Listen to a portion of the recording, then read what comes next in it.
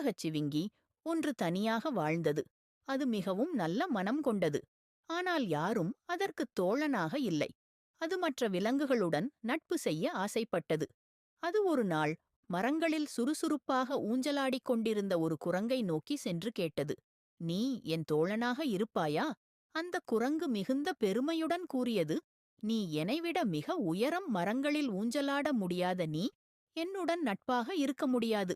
அதற்குப் பிறகு ஒட்டகச்சிவிங்கி ஒரு தவளையைச் சந்தித்து அதனைக் கேட்டது, "நீ என் நண்பனாக இருப்பாயா?" அந்த தவளை அகந்தையுடன் சொன்னது, "நீ என்னைப் போல தாவ முடியாது. அதனால் நாம் நண்பர்களாக இருக்க முடியாது." அப்போது ஒட்டகச்சிவிங்கி சிரித்தவாறே சொன்னது, "நட்பு என்பது ஒரே மாதிரியான திறமைகள் அல்லது பெருமை தேவைப்படுவது அல்ல.